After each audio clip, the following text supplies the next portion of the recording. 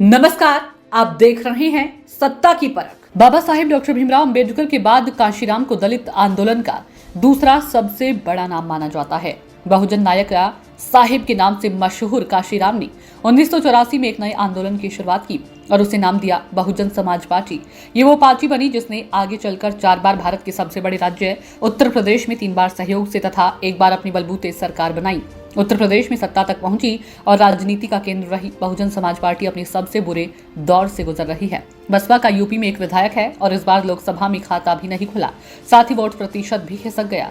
अब बसपा के सामने राष्ट्रीय दल होने का संकट भी खड़ा हो जाएगा। बहुजन समाज पार्टी की जो राजनीति की खाली जमीन पर भीम आर्मी के प्रमुख और आजाद समाज पार्टी के नेता चंद्रशेखर महा अपनी मौजूदगी दर्ज कराई है। उन्होंने यूपी के बिजनौर जिले की नगीना लोकसभा सीट पर 1.5 लाख से अधिक मतों से विजयी होकर सभी राजनीतिक दलों को चौंका दिया है। नगीना सीट पर बीजेपी, इंडिया गठबंधन और बीएसपी के भी उम्मीदवारों को पराजित कर चंद्रशेखर इतने बड़े मार्जिन से विजयी हुए हैं। बसपा अपनी हार पर मंथन कर रही है। लगातार एक के बाद एक कार्यकर्ताओं पर निशाना साधा जा रहा है, लेकिन हार के लिए बसपा के जो कोऑर्डिनेटर जिम्मेदार हैं, उन्हें फिर एक स्थान से हटाकर दूसरे स्थान पर बड़ी जिम्मेदारी दी जा रही है। इससे बसपा के एक बड़े वर्ग में असंतोष है, लेकिन बात किससे कहें। बहन जी आसानी से किसी से मिलती नहीं है। बसपा समर्थक और कार्यकर्ता हताश होकर राजनीति में अपने नए घर की तलाश में है। नगीना जीत के बाद भीम आर्मी चीफ चंद्रशेखर कहते हैं कि माननीय बहन जी जितना समाज को दे सकती थी उन्होंने दिया। उन्होंने बहुत काम किया है और उनका आशीर्वाद और सहयोग मुझे मिलता रहा है। मैंने उनसे बहुत कुछ सीखा भी है, लेकिन अब समाज ये महसूस कर रहा है कि जितना काम हुआ वो पर्याप्त नहीं है, उससे ज्यादा करने की जरूरत है और ये तब ही संभव है जब और मजबूती से काम किया जाए। अब समाज मेरे साथ है और उसकी उम्मीदों को पूरा करना मेरी जिम्मेदारी बनती है।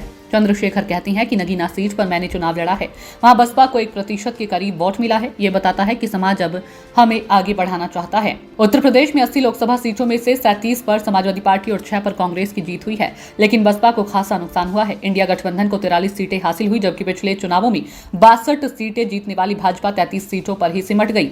इस बार दलित मतदाता सारे गिले शिकवे भुलाकर संविधान बचाने के लिए बड़ी तादाद में इंडिया गठबंधन की तरफ आई हैं। यही वजह है कि पिछले चुनावों में समाजवादी पार्टी के साथ गठबंधन में लड़कर 10 सीटें जीतने वाली बसपा इस बार एक भी सीट नहीं जीत सकी। चंद्रशेखर आजाद की पार्टी यूपी में 2 सीटों पर चुनाव लड़ी थी, एक नगीना और दूसरी डुमरियागंज सीट, जहां आजाद समाज पार्टी के उम्मीदवार ने करीब 80,000 वोट हासिल हुए हैं। इस पर चंद्रशेखर ये दावा करते हैं कि यदि उनकी पार्टी सभी सीटों पर लड़ती है तो इंडिया गठबंधन उत्तर प्रदेश में इतनी सीटें नहीं जीत पाता। चंद्रशेखर कहते हैं कि अगर हम यूपी में सभी सीटों पर चुनाव लड़ते हैं तो इंडिया गठबंधन बड़ी तादाद में सीटें हार जाता। अगर इंडिया गठबंधन चाहे तो मेरा धन्यवाद कर सकता है। मैंने संविधान के प्रति अपनी जिम्मेदारी अदा की है। दलित नेतृत्व के सवाल पर चंद्रशेखर कहते हैं कि जाति व्यवस्था हम लोगों ने नहीं बनाई है। कब तक मीडिया हमें जाति के चश्मे से देखकर दलित नेता पुकारता रहेगा? आप जाति व्यवस्था के आधार पर मुझे दलित नेता कह रही हैं। क्या प्रधानमंत्री को, राहुल गांधी को, अमित शाह को उनकी जाति का नेता कहा जा सकता है? चंद्रशेखर यहीं नहीं रुके और आगे कहा कि काशीराम जी को भी बी टीम कहा गया, लेकिन उन्होंने सत्ता को अपनी उंगली पर नचा दिया। राजतंत्र में लंबे समय तक सत्ता में रहे लोगों की लोकतंत्र में चूल्हे हिल गई। उन्हें लगा कि अब अछूत, शूद्र, पिछड़े, गरीब भी सत्ता में आ जाएंगे तो वे दलितों, शोषितों को बी टीम कहने लगे।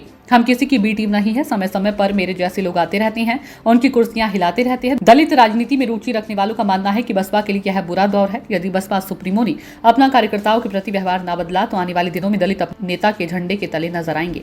सत्ता की परख के लिए अवधेश कुमार सिंह की रिपोर्ट।